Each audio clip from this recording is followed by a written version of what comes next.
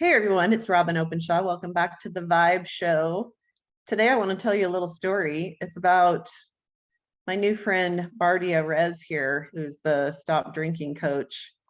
At the end, we'll have him tell you where you can find him. But I don't think I've talked about this on this podcast, but I left alcohol in 2022. And some of you are going to say, wait, what? Are you a drunk, Robin? No. So very much like Bardia, I had a 13-year experiment with alcohol. His was 14, and I'm going to ask him his story next. But I was raised in a home with no alcohol. I was raised in a culture with no alcohol. While I was married and raising children, there was zero alcohol. And then when I found myself suddenly single in a sea of married LDS or Mormon people and started hanging out with single people, I think I started with one drink and eventually it became Saturday night. And I really believed a lot of the lies that I told myself over the course of those 13 years and decided somewhere in 2022 that that was going to be the last time I drank alcohol. So I started listening to content, and one of my favorite people I started listening to is this gentleman here, Bardia, the stop drinking coach. And his story is, we'll let him tell it, but one of the lies that I told myself was that it was fine because I would drink only on Saturday night, and I would drink organic red wine, or I would drink my fresh green juice first, and I would take charcoal, and I would take N-acetylcysteine, and I would take vitamin C. And in my mind, it was fine because I ate so healthy the rest of the week, right?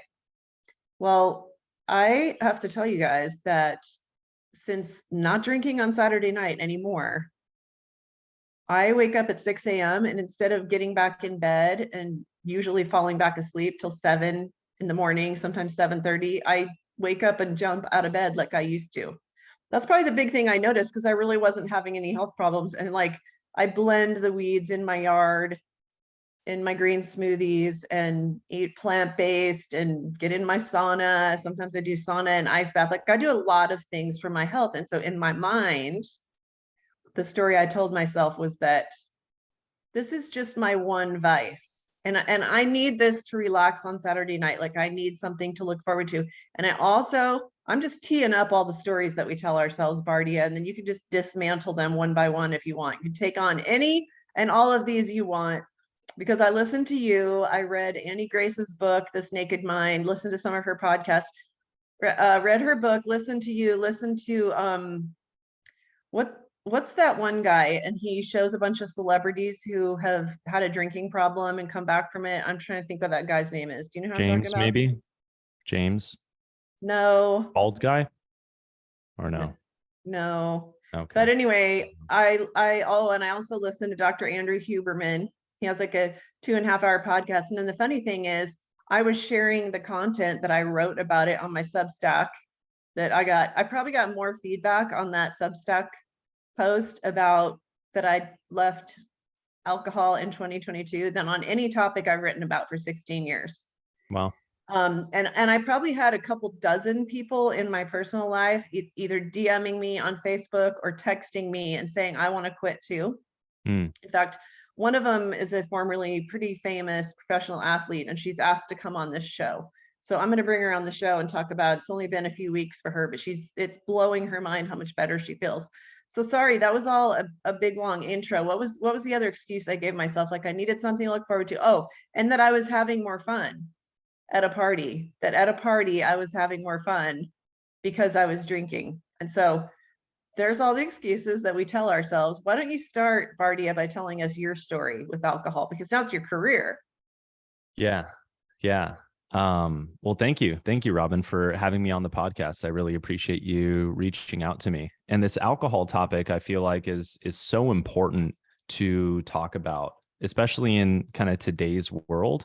It seems like maybe over the last 5-8 years, but especially the last couple, people are kind of waking up to the damaging effects that alcohol is having on them. And I think a large part of that is is due to social media and the new information that's coming out. Individuals like Andrew Huberman, maybe myself, other individuals who are being more open and honest about what their relationship with alcohol look like. People are being more open, more vulnerable, and people are beginning to wake up and kind of audit their own relationship with alcohol. I think prior to this, we've kind of been in the dark, and a problematic relationship with alcohol had a lot of shame to it because of our culture. And it's like, oh, and I mean, we can really dig into that more. But I think a lot of people are suffering in silence. And so the more awareness that we bring to this, I think the better. But yeah, my story with alcohol really goes all the way back to my childhood. It's really kind of been the centerpiece of my entire life. And all roads have led me to be doing the work that I'm doing now, and why I feel so tooled to do it. And I think why I've grown so quickly and have helped so many people. But really, it goes back to, the time I was born. I was born into a really kind of crazy dysfunctional family. My family was very, very dysfunctional. My dad was an alcoholic. He was a very, very heavy drinker, drank every single day. Only time I really knew him sober was Saturday mornings. Once a month he'd take me to get my hair cut. But anything that you can imagine in an alcoholic family, a lot of trauma. It was just like a war zone. It was really crazy. I mean, I woke up multiple nights per week for years to cops coming to the door, because my dad was, be drinking, he'd be raging. He was very verbally and like emotionally abusive to everyone in my family. And the whole deal, like tons of adverse childhood experiences. Around 12, my mom tried, committing suicide. She was in a really dark place. That was really traumatic and pretty crazy. And then when I turned 14, or not when I turned 14, but when I was 14, my dad died of alcohol poisoning in his sleep. And that was pretty crazy for me as well. And so, I think early on, seeing all that, growing up in such a crazy, chaotic environment, I always told myself I was never going to drink. And because I had seen what drugs and alcohol, I mean, there's also drugs in the picture, which I haven't really mentioned, but I'd seen what it done to my family. Told myself I'd never go near it, but inevitably, I get into high school. Sophomore year, I start partying, and pretty much immediately, the first time I picked up alcohol, I became a binge drinker. Have always been one of those people where as soon as I would have one drink, and we can go into the neuroscience of why this happens, but a switch would go off, a light would go off in my brain, and I kept drinking until I either got really drunk or sick, or just I maxed it out every single time. I think in 14, 15 years, I can literally count on one hand the times where I had less than 5 drinks. I mean, every single time I always overdid it. And it was crazy, because there was an incredible amount of shame and guilt that came along with it, because I saw what it had done to my family, and so every single time I woke up the next day, I was like, I'm never drinking again. But inevitably, I would get the craving a few days later, as soon as the hangover would subside.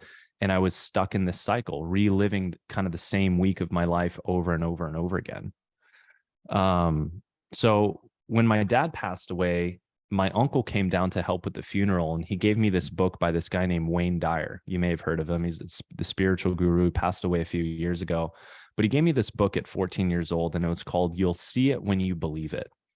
And I read that book, my first personal development book, at the age of 14, and it absolutely transformed my life. It shifted my paradigm. It introduced me to the concept of consciousness and how your mind and beliefs influence your reality, and just kind of this whole world of spirituality and personal development. And I became super hungry for that. So, between the ages of 15, 14 and 20, by the time I was 20, I'd read like every major like personal development book that was out at the time. And so while I was kind of drinking, like I was this high functioning sort of binge drinker. I mean, I was in high school at the time, played football. On the outside, you wouldn't have been able to tell. It was like Barty just likes to party. He's in good shape, like he's athletic, he's popular, whatever. But like inside, it was robbing me. It was destroying me. So half of my personality was like, really addicted to alcohol, addicted to that dopamine, that rush. The other half of my personality was really focused on personal growth and fulfilling my potential and, studying philosophy and spirituality and consciousness and all these things.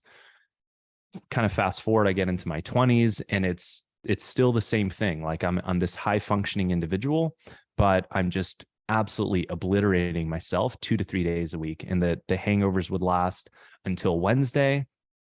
Thursday kind of start feeling better. Friday I'd do it all over again. And I was just trapped in the cycle. And I tried kind of everything, to stop. I probably made at least 10 serious attempts. The longest I went was 6 months without alcohol, but inevitably went back to it. And it was crazy. I did the AA thing for a while. I did some therapy and like nothing really seemed to help. Like those solutions, they weren't helping me. Finally kind of fast forward, the pandemic hits a couple years ago and the world is in disarray. You start working from home, you kind of lose the sense of accountability. Nobody knows what's going on. And so I started drinking every day and my alcohol consumption just started to rapidly increase to the point where I got up to drinking 4 to 6 bottles of wine and smoking a pack of cigarettes every single day. And I was doing that for like almost 6 months. And it was absolutely brutal. I mean, everything was breaking down mentally, emotionally, my body, physically, just super, super unsustainable. And it was like a major problem. And so one day, kind of getting to this rock bottom here, one day a friend of mine invites me to the pool. I'd been drinking all day. And by this time, my body, everything was just kind of beaten down from all this alcohol. Alcohol is literally poison, right? Acetaldehyde is a carcinogen. Everything is breaking down. And we go to the pool. He challenges me to a race. And have always prided myself on being a very fast swimmer. I've always beat everybody I've ever raced against. So I was like, yeah, let's do it. We start racing and, I'm swimming and flailing my arms and, almost like halfway through, my left shoulder like severely dislocates. I dislocated in football 10 years, prior in high school. And it was just never 100%. And so I was swimming so aggressively, my shoulder dislocated, and it was the most excruciating pain of my entire life. I mean, it was mangled. It was like hanging out, and I couldn't even lift it out of the water, and it was just terrible. Most excruciating pain really I've ever felt, and it was out for like 10 minutes. And finally, by the grace of God, I kind of figured some way to wiggle it back in. And in that moment, I went into some real deep reflection. At this point, the pain was so great that I just realized like this would not have happened if I wasn't drinking, right? And I looked at what was going on in my life over the last six to 12 months, this relationship that's basically destroyed me with alcohol.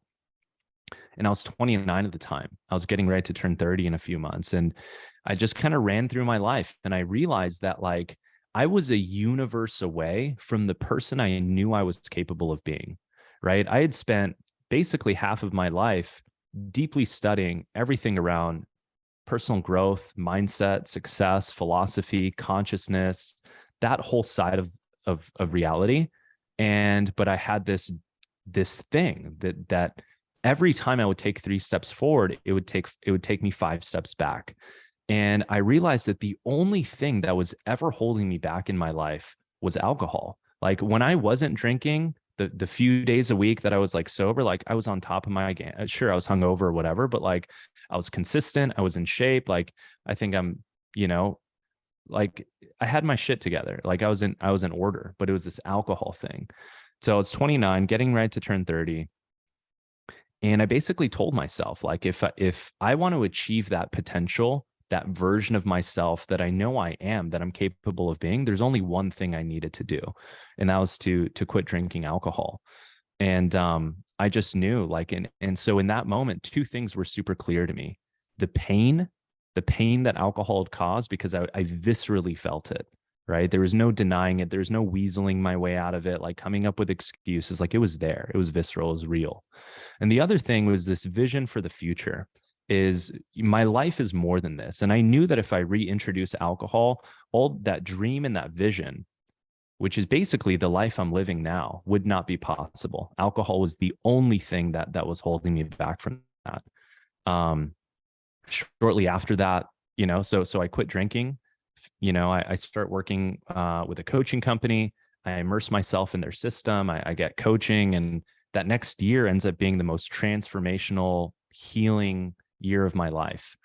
I become a coach. I coach a bunch of people. I lead retreats, and I kind of just step into this new chapter. And then about a year ago, I started Stop Drinking Coach, and since then my content's reached 60 million people. I have a top 5% most globally shared podcast. And I think I've probably directly and indirectly have helped and inspired tens of thousands of people to transform their relationship with alcohol.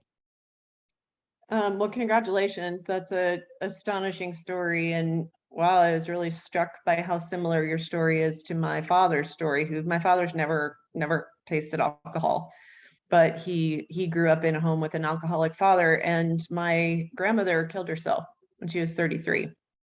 And as you were speaking, I have thought to myself, I've assumed that my grandpa became an alcoholic because his wife killed herself. And I just literally had the thought, what if she was drinking too? What if that's why? I don't know. I didn't know her. I only, it's kind of like everything resets even 2 generations later, before the suicide and after the suicide. And my grandmother, who I obviously never met, dying when my father was 12, I've just assumed that he started drinking heavily because his wife died and he had 3 young kids to raise. Well, how do I know that their relationship problems that caused her to take her own life, how do I know that they weren't related to her alcohol use and his alcohol use and the combination? Because I think anybody who's had much alcohol at all knows that you get, that's a lot of why I wanted to quit. I wasn't noticing not feeling well, but I just noticed that I would get my feelings hurt on Saturday night. Why was it always Saturday night when I would get my feelings hurt by my husband? Right. In fact, I thought that I would just go review a bunch of content that would make me very motivated. It's not like I don't know a lot about health and wellness, right? I've written 16 health and wellness books. And I knew that alcohol was bad for me, and I knew that it was hard on my liver, and I knew what it had done to my grandpa, who did stop drinking right about the same age I'm at and lived to be 92. So there's always hope, and you can always stop. But I really thought that I would be white knuckling it. And I thought that I would continue to drink on Saturday night and then have a last hurrah at my birthday party. But when I started listening to content, and really Annie Grace just completely deconstructed all the excuses that I was using. And she says something at the beginning, like, don't decide to stop drinking. She said, just read the book and you won't want to. And that is exactly what happened to me. And then I continued on, and my daughter, I gave the content to both my daughters, and they had arrived at the same conclusion I had at the same time. And we've all not had alcohol since 2022. And awesome. We're all comparing notes about how glad we are that we're not drinking. My daughter's just about to finish 75 Hard. Do you know that program? Yeah. She's started it before, but she's never finished it, but she's within striking range. She's really, really close. That's so awesome. But I think that in my mind, even though I know better, and I often tell people, be careful when you on your nutrition journey, not to compare yourself to other people. I've never thrown up after drinking. I've never drank so much that I have thrown up. And so I did the thing that I always tell people not to do with drinking, as in, well, all these other people are so much worse that I'm fine. Right. That's a common like it's not a good benchmark, right? If everybody on my block eats McDonald's for breakfast, lunch, and dinner, and I don't eat McDonald's once a day, does that make me healthy, or does that make me less unhealthy than everybody else? Right. Yeah, totally. That's a really common one that we do in our society, that I think people do with alcohol, is they're always comparing themselves to somebody who's worse. And I think this is because, kind of going back to what I was talking about in the beginning, it's like, it's the conditioning, right? We kind of live in this matrix, and not to get too crazy with it, but like as you begin to become more self-aware and mindful of all the programs and systems running the show, it's like we have all been conditioned to believe since birth that alcohol is just this totally normal thing. It's almost like water to a fish. A lot of people don't even consider it a drug, right? But I compare it to cocaine and heroin, and people like lose their mind. And it's like you're following a cognitive bias and assuming that because the government or the medical establishment or the CDC or whoever approves it and you can buy it in the grocery stores, so it must be okay because or else it wouldn't be legal, right? But a drug is just anything that changes the way that you feel. It augments your neurochemistry. And in fact, alcohol really is a hard drug because it does a tremendous amount of damage to your neurochemistry. More people are addicted to alcohol than like people would like to admit and really be honest about. But it's like from our conditioning through media and movies and television, you kind of just get two people.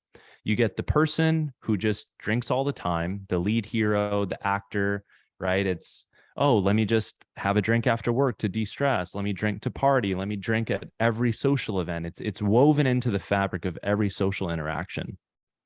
So you get the picture of the person who's just basically drinking all the time and still living their life on top of their game, high functioning, not negatively affected by it, but it's something they're constantly doing. So we're getting that data, that programming in that, hey, this is okay. This is what people do. This is what we aspire to do, right? You look at every commercial, every third commercial is an alcohol commercial. And how do they always show it?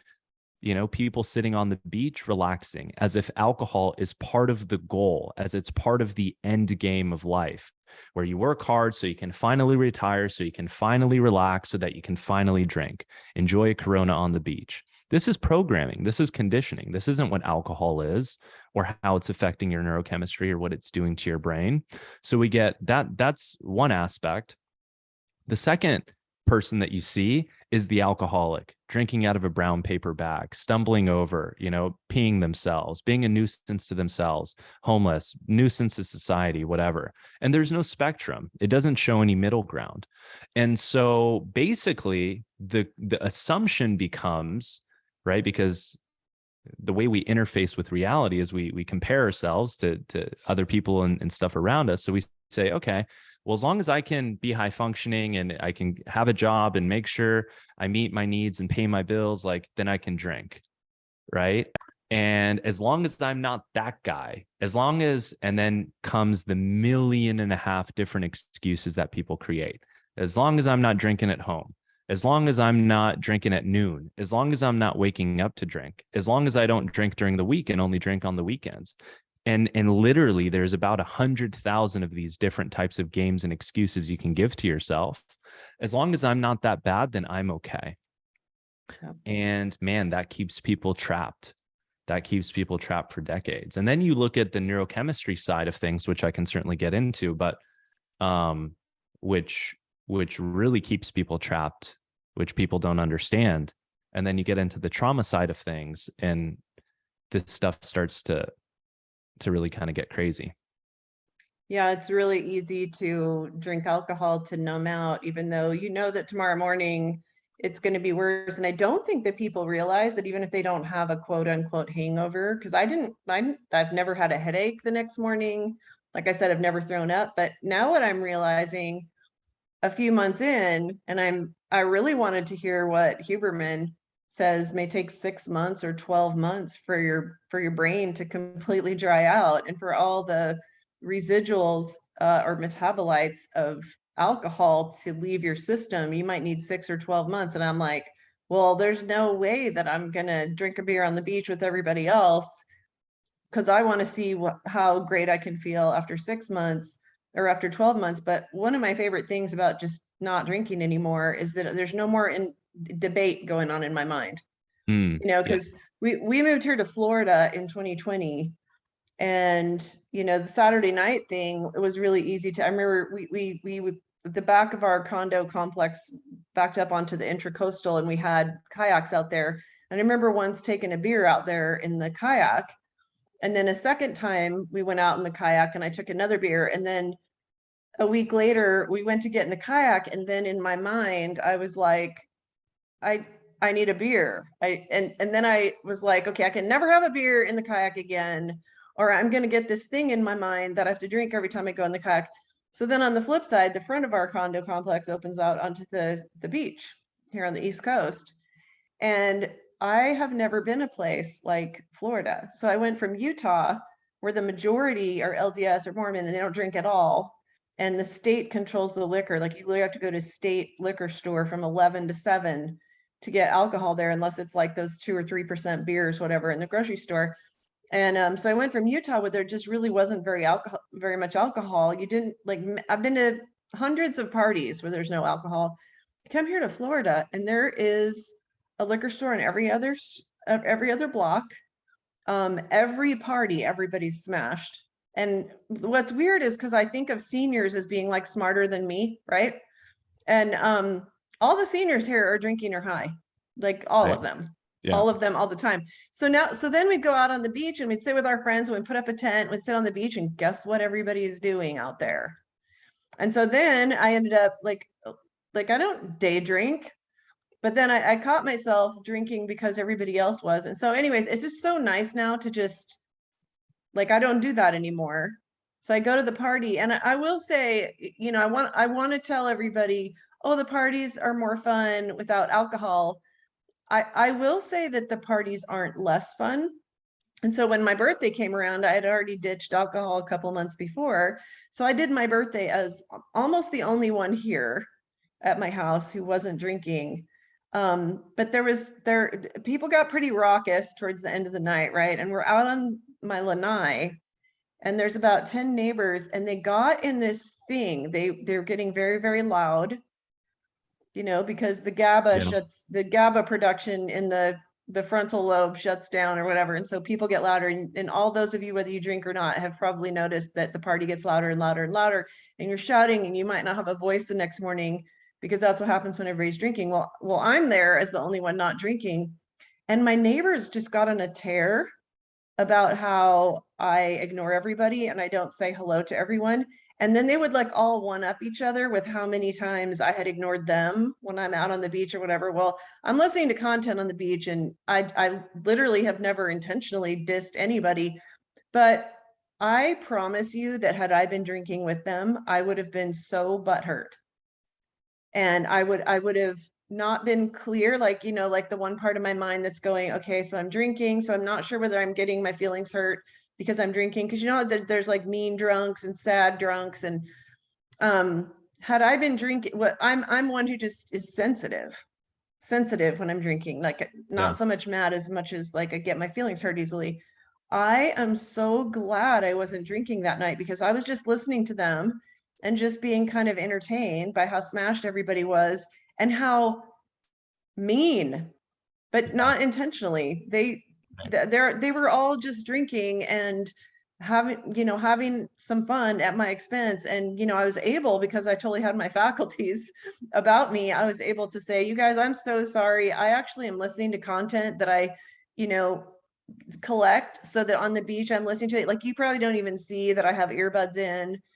And they didn't care, and they weren't listening, and it's fine. But the point is, I had a great time. But I will say this about going to parties, since I don't drink anymore, we're always the first ones to leave. Yeah. It just gets too loud. Can you relate to that at all? Or do you stay till the bitter end at 2 a.m.? No, for sure. I think when you're not drinking, you can enjoy it for the first hour and a half, but you start to keenly become aware when everybody starts to change in their tonality, in their pitch of their voice, in them laughing at things that like probably aren't actually that funny. Just their personality shifts. And when everybody else's personality is shifting towards that energy, that way that people become, it's just not really that enjoyable. And so, yeah, it's like, I always tell that to people. It's like by quitting drinking, you're not giving up your social life. You're not giving up your friends. It doesn't mean you can never go to a party again. You can never go to a bar. You can, whatever. You can still go do all those things. One, you're in the beginning, maybe it's a little bit uncomfortable because you're kind of getting used to it, but it normalizes eventually, just like everything in reality does. It normalizes eventually.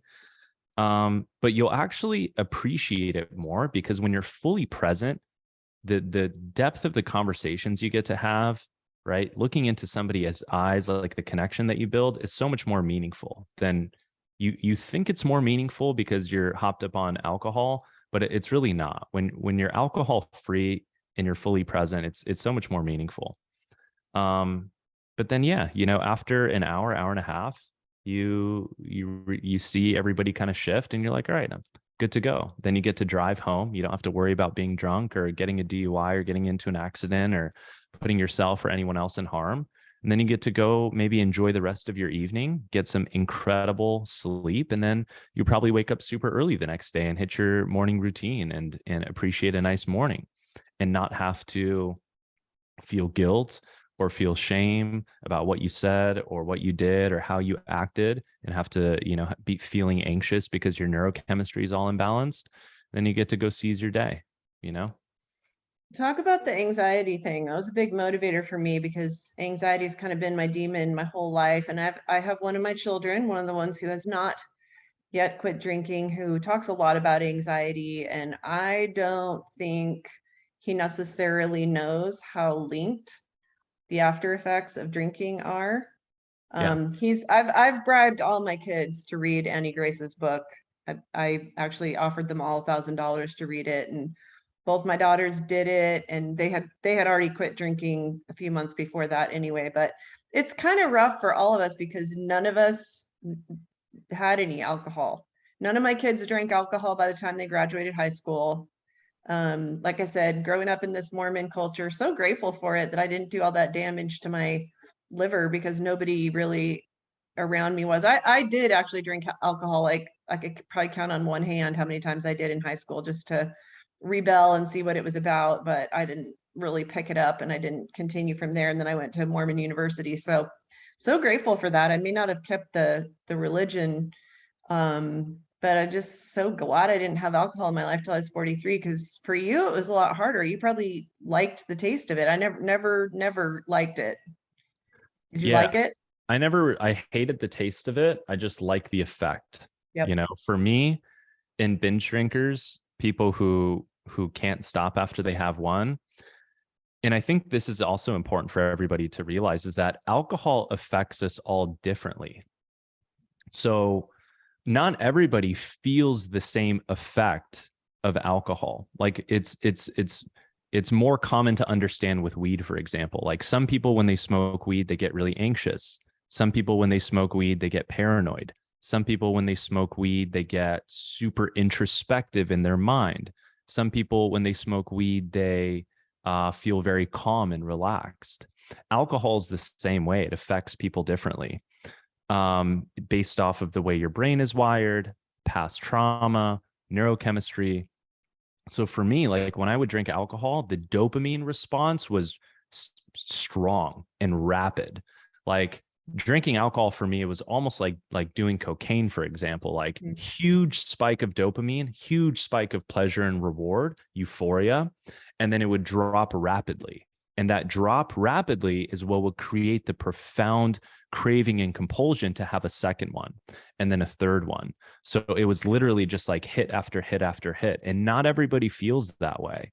Not everybody gets that pleasure and that euphoria that individuals like I do. Some people, like I have friends, when they drink alcohol, they get really tired. Or I have other people who drink who after like a couple, it really gives them a strong headache. So not everybody experiences it the same way.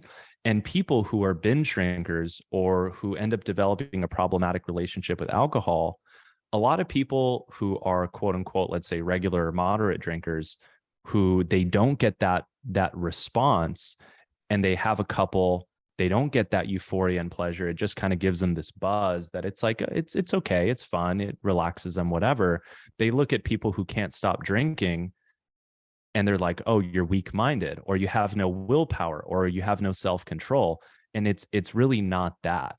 Like it's the way our brain is reacting to it is profoundly different than somebody who can stop at 2 or 3.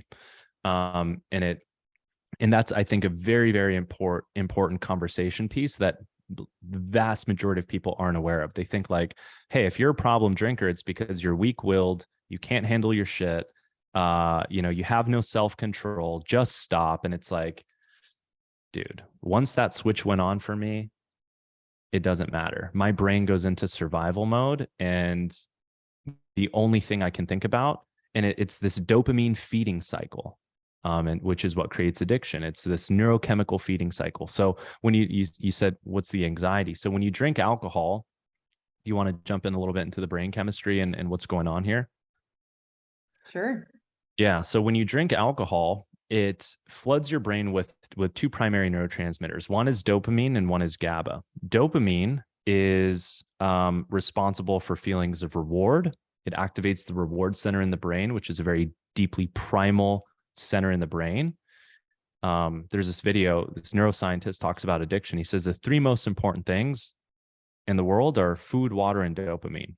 Like, we would not be here in our evolution 2023 if it wasn't for dopamine. Dopamine is tied to reward. So every time we eat food, every time we have sex, every time we make forward progress towards something meaningful, the reward center is activated in our brain. Dopamine is secreted. It makes us feel good. And that sends a signal to every cell in the being to reinforce that behavior, because dopamine is tied to survival. So sex and food, right? Those two things have allowed us to evolve. Now, what happens is when you drink alcohol, it increases dopamine like insane amounts. So the average person has about 50 nanograms per deciliter of dopamine in their brain. And when you have, let's say, sex, or you eat your absolute favorite food, it increases dopamine to about 90 to 95 nanograms per deciliter.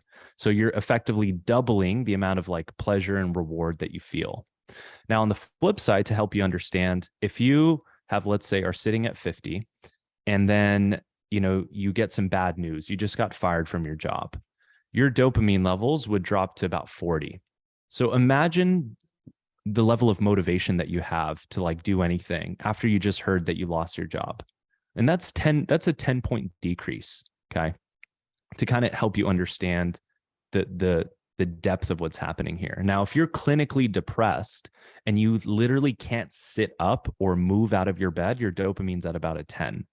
Now, on the flip side, when you drink alcohol, it increases dopamine to about 190 to 200.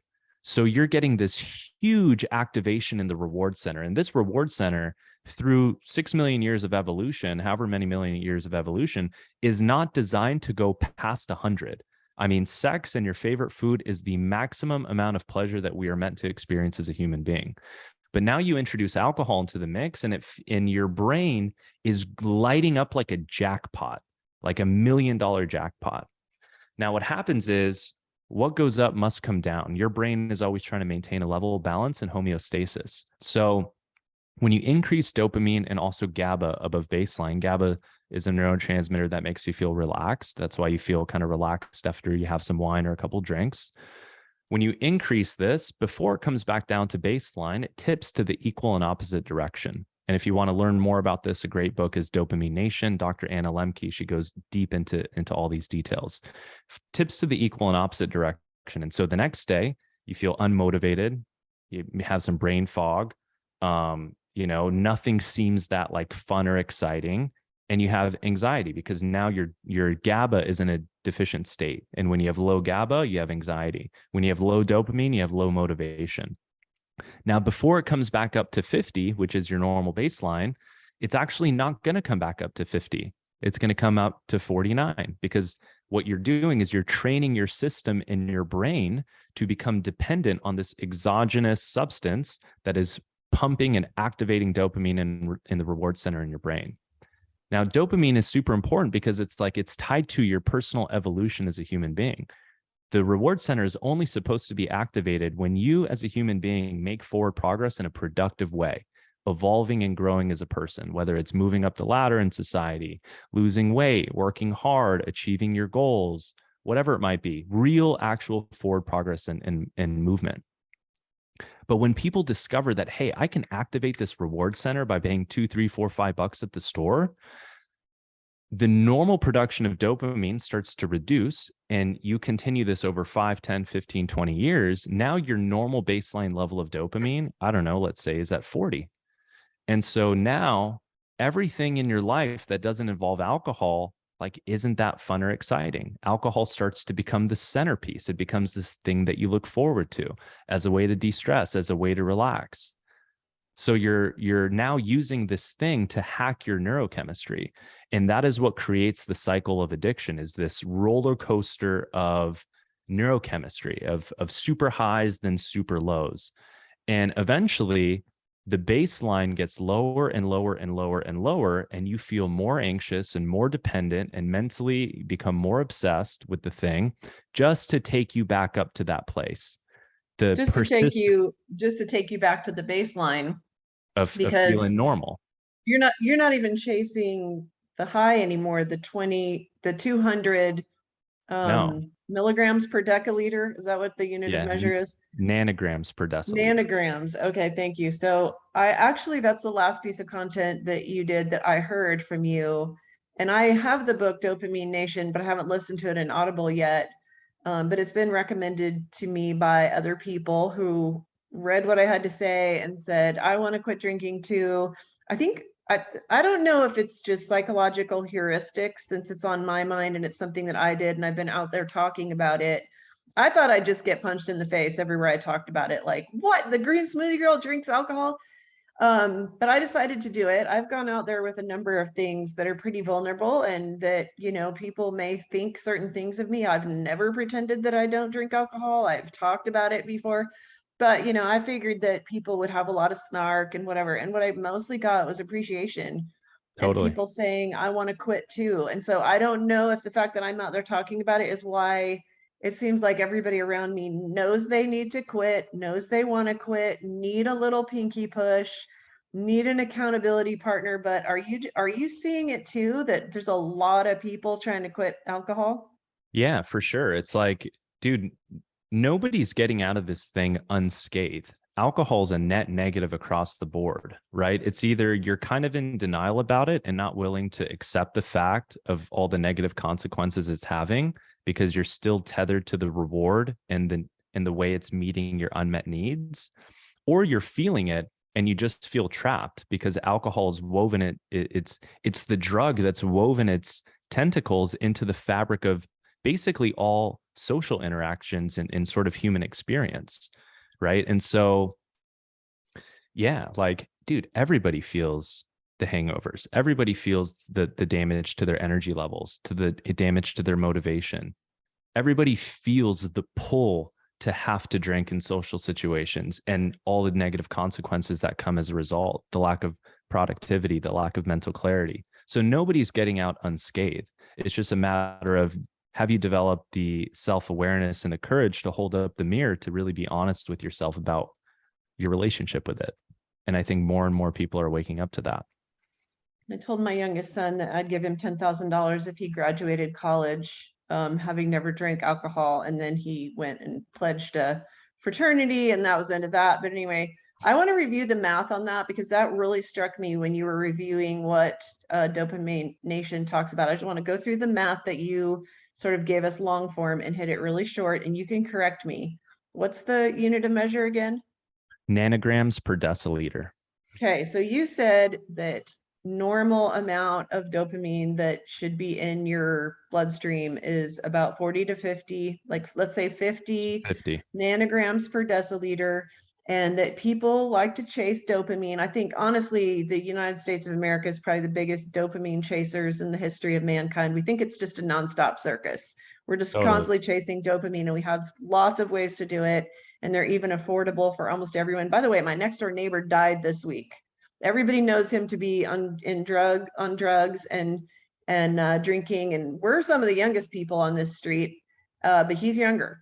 And he just died in his house. And I don't think anybody on this street is surprised, but just so much drinking and God knows what other substances. But so about 50, let's just put a pin in it, about 50 nanometers per deciliter. Nanograms per deciliter. Nanograms per deciliter.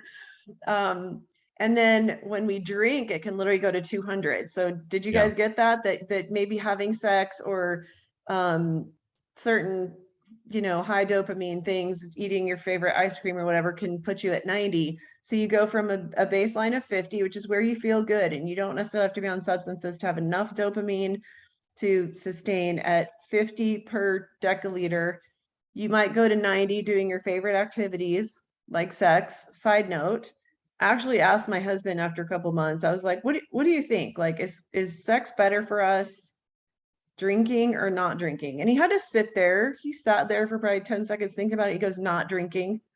And I said, I think so too. And I think that people think that sex is better when you're drinking, and it's not. Like, you might not even remember it that well the next day. Right. You just have less inhibitions. But anyways, that's a side issue. So then you go, when you're drinking, you can literally go to 200 per deciliter. Did everybody get that? 50's baseline, 90 might be sex or ice cream.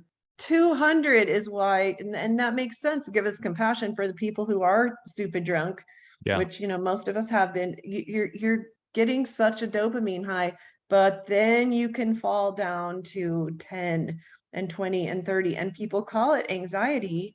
And it's really, would you agree, like low grade hangover for days or weeks? Yeah, for sure. I mean, human beings, what we are is we're a conscious witness to a supercomputer, and the supercomputer is driven by our nervous system and our brain, our nervous system, and our neurochemistry. And so how you feel on a day-to-day basis, largely impacted and driven by your neurochemistry. And alcohol wreaks absolute havoc on the sensitive balance of this neurochemistry.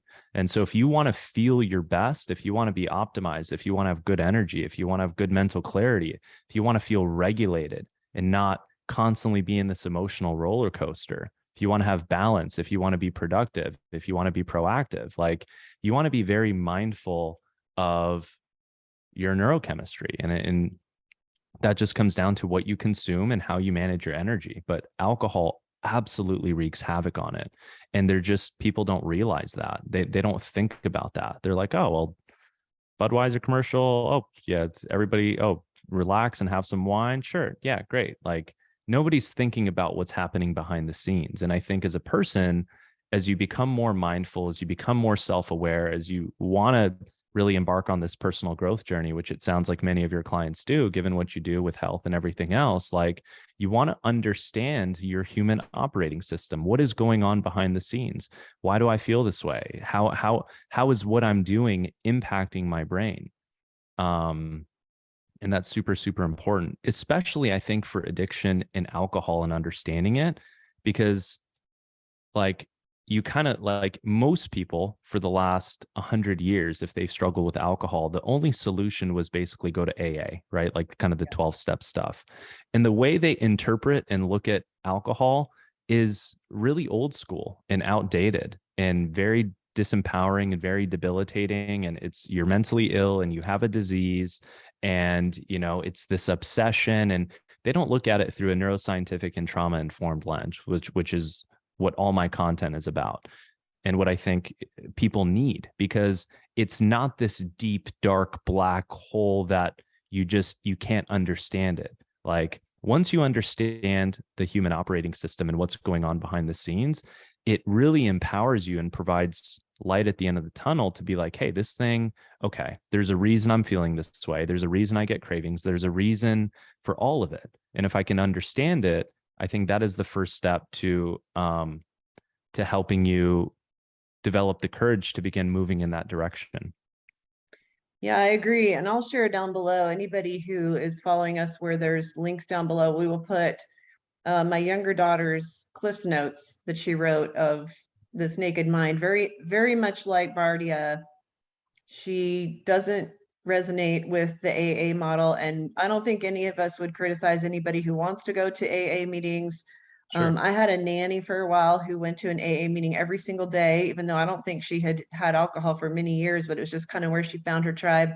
But my younger daughter told me that she went to an AA meeting or two, and she just felt very weirded out. I also, and I won't belabor this whole story, but my best friend for 20 years worked for me right here at Green Smoothie Girl for 10 years, lost her job because she was abusing alcohol so badly that she basically wasn't functioning on the job, doing things that were hurting the business. It was really hard to bring up. It was the elephant in the room, but I just saw her go from being the best employee I ever had to being non-functional and making a rather obscene amount of money, and it wasn't worth it to me anymore. I even went to her wife and said, "Hey, we need to do something about this. Will you back me up on it?" And the first thing she said was, "It's destroying my life and I'm in counseling about it, but she won't come with me." And then the next day I got a text from her and she said, "We never had that conversation." Because I was reaching out to her to basically do this whole intervention thing. Next day she texts me and says, "We never had that conversation." And that's when I knew I was on my own. And so I've had, a lot of exposure to what happens when people just go downhill. But what I want to say about watching my best friend go from being the vibrant, fun, the best employee I've ever had, and maybe probably the best friend I've ever had in this whole world, even though we have no relationship now because of the whole way that went down. Even though us parting ways of her working with me, we never even discussed the alcohol thing. It's too awkward. It's too terrible. It's too weird. And I'm even a person who's willing to have the crucial conversation. I've read that book 3 times, but we just didn't talk about it. We just didn't talk about it because I honestly, I felt like my saying you have to stop drinking would make no sense since she and I had gone out and partied so many times. And there, but for the grace of God go I, right? Like I watched her slide and it was not overnight. I watched it for 10 years. I watched her It's destroy her sneaky. life. Yep, I watched her gain 100 pounds. I watched her destroy her relationship with me. I watched her destroy her career.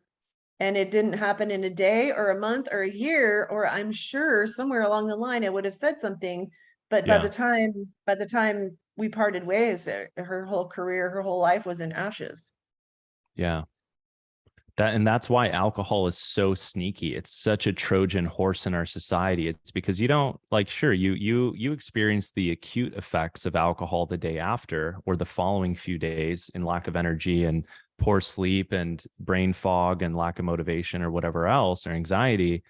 But and it's not killing you, right? Sure, you feel the acute negative consequences, but dude, this thing, you do this 2 days a week, 3 days a week, and it seems harmless, but you compound this over a 5-year, 10-year, 15, 20-year period. And now you spend half of your, all of your 20s or your 30s and then 40s.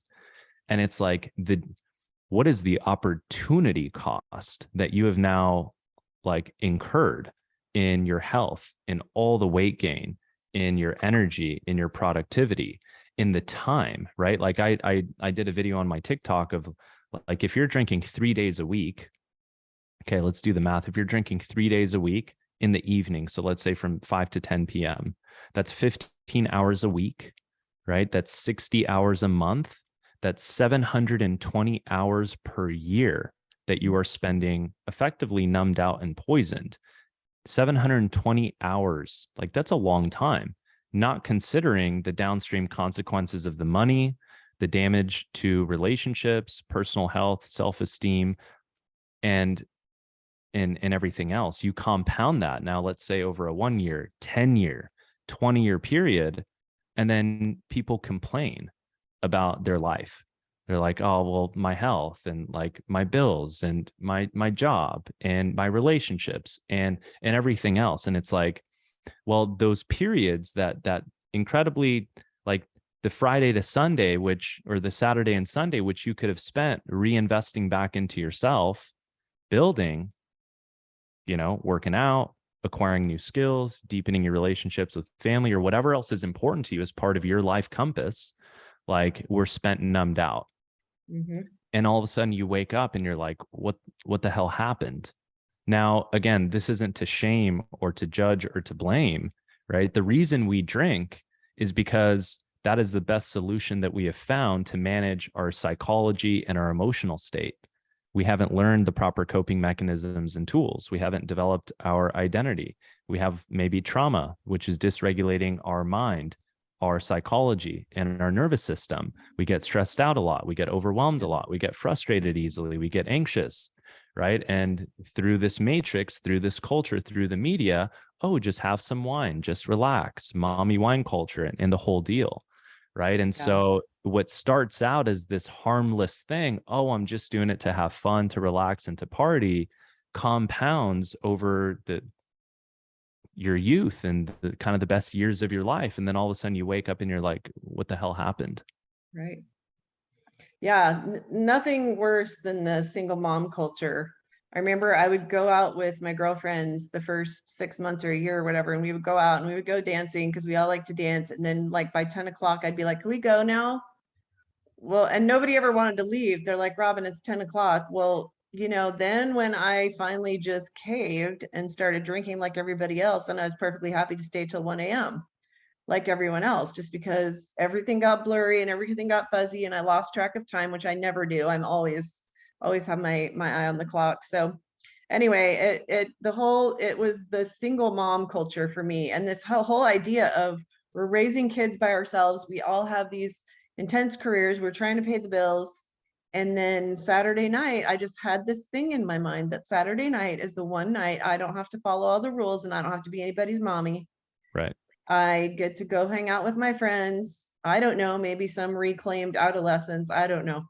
But I really appreciate all your work, Bardia. If I were you, I'd probably be sick of talking about drinking by now, and probably you are, but you just keep showing up and serving people. I've learned so much from you, watching you just the last few months, and I appreciate it because that's for me the recalibration. Like if I really haven't been tempted to drink. I thought I'd be white knuckling it, and I really haven't. Like read the book, listened to you, listened to Andrew Huberman, and I was like, why did I ever do that in the first place? But it is easier for me because I didn't have any alcohol till I was 43, never developed a taste for it, never met a wine I like, never met a beer I like, never met a drink that didn't taste terrible to me. So it really wasn't as hard for me because I really, really feel for the people whose parents were pouring them a little cup at Thanksgiving to sort of socially acclimate them to Yeah.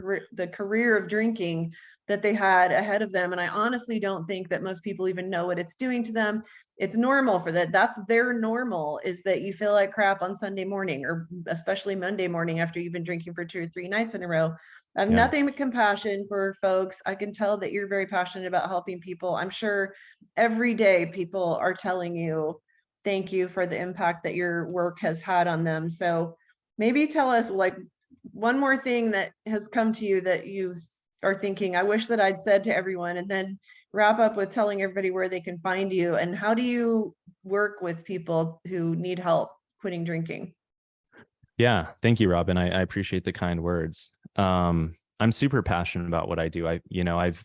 I've synthesized my life and my reality and my purpose and everything I've experienced from the time I was born up until this point. I think it was all divinely planned, divinely ordered, divinely timed. I went through each of those struggles between being uniquely positioned in the family that I grew up in, and all the adverse experiences, and losing my dad, and then everything that I went through and all the work I've put into it to like be here doing this. And so I feel super called to it. But I think if there's one thing that I can share with people, and I think what is a little bit different about me, maybe compared to some other individuals sort of in the space, is that, I take a proactive approach towards optimizing for potential. And the way I look at this is we're not quitting drinking to just for the sake of quitting drinking, to just say, oh, well, we can't party anymore and socialize, and I have to live in the shadow of addiction forever. And, I'm broken and I'm recovering for 40 years. Like, no, we quit drinking so that we can finally return home to ourselves, so that we can begin to mentally, emotionally, and spiritually evolve and ascend as a person, to raise our vibration, to increase our consciousness, and to begin fulfilling our potential. I've got this podcast episode, and it's kind of this term I've coined. Alcohol at the end of the day, when it's become problematic is a suicidal form of procrastination. What we're doing is we are procrastinating against addressing the root cause, the dysregulation that exists inside us. For many of us, it's a lot of childhood trauma, or it could be other aspects of our life, maybe presently, that we're unhappy with, that we don't know how to manage or problem solve. And so we're using alcohol to numb out and escape. So I would like ask you or challenge you to really be honest with yourself, to hold up the mirror and ask yourself, like, what am I doing here on earth? Right? Like, was this the plan, to just be born, to go to school, to get an education, to get a job, and then to just drink and to be obsessed with alcohol and to filter all my life through alcohol? Like, I don't think so. I don't think that was the plan. That wasn't the plan for me, although that's kind of how it ended up happening. And I think a lot of us kind of get trapped in this. And so ask yourself, like, what do I want? If I have 30, 40, 20, 30, 40, 50, 60 years left, what's the music inside me that I want to share, that I want to express with people? What's the mark that I want to leave? How do I want to contribute? What is my unique talent? What is my unique skill set? Like, what do I want to experience in this life? Alcohol is a distraction to all of that. It's just going to slow you down. And as you begin to dig deeper and deeper into this stuff and really better understand the human operating system, you realize that, like, dude, alcohol is just a distraction. You never needed the alcohol. We were tricked. We were duped into thinking that we did, right? The human operating system, who you are, comes hardwired and equipped to handle any stressor, to handle any challenge, to handle any curveball. You can learn to self-regulate. You can learn to manage your mind. You can learn to manage your emotions. You can improve your mental and emotional regulation. You can heal from your trauma. You can create a sense of harmony and safety and homeostasis within your nervous system. You can begin to love yourself. You can begin to appreciate yourself. You can begin to double down on your strengths and develop confidence and self-esteem and self-worth. And if it feels like all those things are a universe away, then that's okay. And it's totally normal. Like, I think everybody, when they get to that place where they've developed a problematic relationship with alcohol, kind of feels the same. But the first step to embodying that person, to connecting to that vision, to fulfilling that potential, is developing the courage within yourself to remove the alcohol. And you don't even need to make a commitment that you're never going to drink again. In fact, I would implore you not to. The only commitment that you ever have to make is that you're just not going to drink today. I'm 2.5 years into this thing, 2.5 years sober, and I still haven't told myself, as the stop drinking coach and everything I'm building, that I'm never drinking again, because it's the wrong program to run. The only commitment that you ever have to make is that you're just not going to drink today. And when you wake up tomorrow, do it again. And if we can break our life down into 24-hour increments, whether it applies to staying sober and living alcohol free, or any other sort of problem solving or challenge that we're trying to get through, it's like, if you can break it down into 24-hour increments, it becomes possible. So think about your potential. Think about the opportunity cost with alcohol, and just take the next right step forward. Yeah, it's occurring to me throughout our whole conversation here that in March of 2020, my whole show shifted from the latest nutrition book out, or all these different health and wellness topics, high vibration topics, to all things medical freedom related. And I don't think I realized till right this second that there's no greater freedom than just saying I'm done with alcohol. I'm sick of it stealing from my energy. I'm sick of going out to dinner at 6 p.m. on Saturday night and I'm in bed at 9:30 p.m. Since I don't drink on Saturday night now, I'll come home from us going out to dinner. And last weekend I worked till 12:30. Now I know that that's not everybody's fantasy of what to do till 12:30, but there's some stuff I wanted to do. I get dopamine from a lot of my work. Yeah. And I just was really in the flow of researching something, and it was 12:30 at night. And that just could never have happened, to your point of all the hours you've lost, and all the aggregated hours add up to lost years, plus all the times that we're just trying to show up as our best selves, but we can't because we're living at such a low vibration. And another way to think of it is low dopamine. I think Yeah. we've all become a lot more aware of dopamine. I just hear it discussed everywhere. All these neurotransmitters that these are neurochemicals that our body makes, and we're all chasing higher amounts of it. But the highest isn't always the best. Maybe the most No, it's a stable is the trap. best. Yeah. Yeah. Chasing it it's a trap. So we're all about medical freedom somehow on this show the last couple of years. And so I think that this subject is right in line with that. So tell everyone where they can follow you and seek you out for your services. Yeah, I appreciate you having me on, Robin. So, my main channel that I produce all my content on is TikTok. So at Stop Drinking Coach on TikTok, I've got like over 200 videos on there. So if you want to dig deeper into really learn about everything that we just talked about here, definitely go to my TikTok. That's where I have the most information. But then I also have a podcast. It's the Stop Drinking Coach. I think if you just look up Stop Drinking or Stop Drinking Coach, I'm one of the first ones that pop up on both Spotify and Apple. I think I've got like 15 or 16 episodes on there, and I put out one new one per week. Recently, over the last 3 or 4, I started recording them video wise, and now my podcasts are also going on to YouTube. So if you like to watch them, you can find me on YouTube under the Stop Drinking Coach. My personal Instagram is at the Stop Drinking Coach. And then my website is www.thestopdrinkingcoach.com. And I have a 90-day program, a coaching program to help you stop drinking and really step into the next chapter of your life. And, ultimately my goal is to create a container and a system to help you achieve your first year of sobriety. So it doesn't necessarily end at the 90 days. There's opportunities to continue working together one-on-one, also a group program. And I'm continually creating new resources and pumping resources into my community where you'll be able to connect with other people who are on the same mission and purpose and journey, and really just kind of evolve into that next chapter of who you're capable of becoming. I love it. Thank you so much for your work. Everybody check out the Stop Drinking Coach, Bardia Rez. Have a Thank you, wonderful Rob. weekend, my new friend. Yeah, thank you, Robin. I appreciate it. It's been a pleasure. Yep. Talk soon. Bye. Okay, bye.